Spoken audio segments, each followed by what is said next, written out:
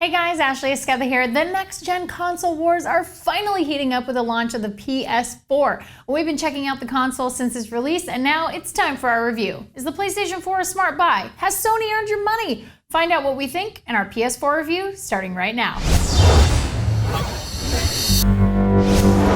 I want to explain how I'm going to do this review. Our gaming editor, Joey Davidson, also reviewed the PS4 in text form on our site, technobuffalo.com, and a lot of his opinions echoed mine, so I'll let you know when we differed and why. First, let's talk about design. At first glance, Joey was not a fan of the PS4's design when it was unveiled earlier this year. I, on the other hand, really like the sharp edges and trapezoid-inspired shape immediately. The design's grown a bit on Joey though, and he has his console sitting vertically in his entertainment center and mine lays horizontally. We both did notice that Sony's design did a really good job of kind of hiding the USB ports on the front.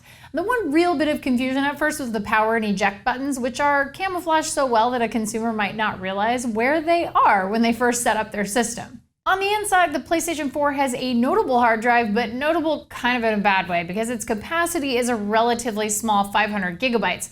With most games needing 20 to 50 gigs of space, you're looking at maxing out that hard drive really quickly if you buy new games all the time. Fortunately, Sony's done all of us a favor and made it extremely easy to upgrade the hard drive, including doing something kind of non-Sony-esque and allowing for non-proprietary hardware to be installed. So if you're even considering swapping your hard drive, just bite the bullet and do it early before you start loading up your original drive with content. SSDs are also compatible, which pleasantly speeds up load times. Joey and I both agree. It's great that Sony again built their power supply into the system, meaning you won't be dealing with an ugly power brick. Yes, I'm looking at you, Xbox. It doesn't change the gameplay or the overall experience of the console, but an internal power supply is a really nice touch, and it's one that's, I think, a little more forward-thinking. The PlayStation 4 is also really quiet, with little to no additional sound beyond the faint hum of the system and when you insert or eject a disc. Next up, the controller. I have both the PlayStation 3 and the Xbox 360 at home, and over time I found myself preferring the Xbox 360 Slim's controller over the PlayStation 3's. This time around, I think I will have a much harder time choosing though, because the DualShock 4 controller is very, very well designed.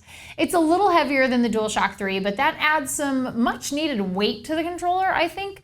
And they've also changed up the design of the triggers and bumpers, making them way more ergonomic and easier to hit when you're in a jam or if you're panicked, which I always appreciate. The touchpad on the front controlled a drone in Killzone, and I thought that was an interesting but not exactly amazing use of the touchpad. So I guess we'll have to see how developers can make the touchpad more organic to use before we're 100% sold on it. As for the controller speaker, well, considering I've been playing Resogun almost non-stop since the PS4 dropped, hearing keepers detected from my controller was extremely helpful. We also really liked the headphone jack on the bottom of the controller, which was a nice respite for my husband having to listen to me play Mephidus in Resogun over and over again. Did I mention I really love Resogun? I really love Resogun. Unfortunately, the one bummer of the DualShock 4 is the battery life. Both Joey and I got about 6 to 8 hours of play before needing a charge, which isn't a super long time, but should get you through a solid play session. We also both wish the USB charging cable Sony included was about 2 feet longer, but at least we can buy longer and cheaper replacements. Joey tends to spend about 10 hours a day during review sessions playing with the PS4, so he needed to charge his controller every single day. I, on the other hand, spent about 2 to 3 hours a day at a time on the console, so I was okay with charging it every other night. Moving on to connectivity, you're definitely going to need a subscription to PlayStation Plus to get the most out of your PS4. That's about $50 a year, which is just shy of one less game for you every year. And I know we don't like thinking about it that way, but that's kind of the trade-off, and it's actually necessary because PlayStation Plus gives you access to online multiplayer, beta access, online saves, auto system updates, game discounts, and my favorite thing, the instant game collection. So as long as you're a member of PlayStation Plus, you get new games for free every month. Well, sometimes they are amazing, like Resogun, and sometimes they're kind of awful, like Contrast. But overall, getting a couple of free games to pass the time with is okay by me.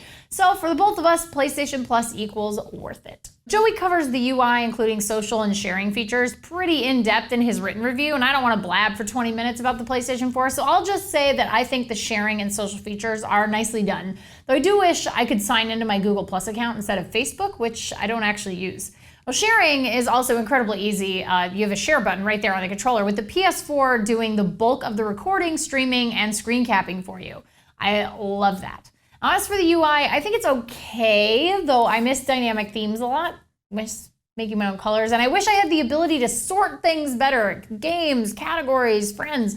Blame that on my incessant organizational urges, but there's nothing more frustrating than having to look through my entire friend list just for 3 or 4 of my regular favorites that I always play games with. So what's the official word? Well, the PlayStation 4 is a good console at launch, but the really exciting part about the PS4 is its potential. So think about the huge difference in games between Call of Duty 3, which was a PlayStation 3 launch title in late 2006, and Call of Duty Ghosts, also for PlayStation 3, but out a month ago, looking a million times better. There is so much potential in the PS4, and it's not about what it can do right this second. There's only a handful of launch games, and some of them aren't that great. But we hope Sony will constantly expand and improve on their UI over time. And one of the other things that's interesting to me is that console updates are still a part of technology that people only expect to upgrade once every 5 to 10 years. And I think that's largely because it takes that long to mine the full potential out of them, just like those games that I mentioned.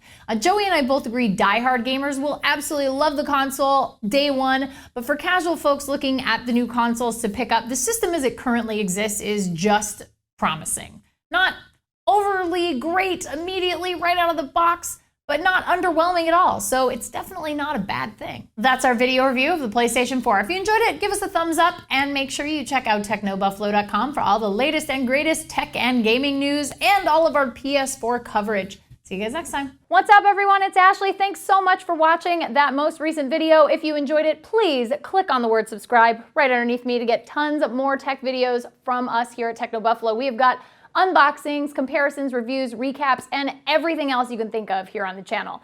If you're in the mood for more technology, just click right over here to check out some of our most recent videos. See you next time, humans.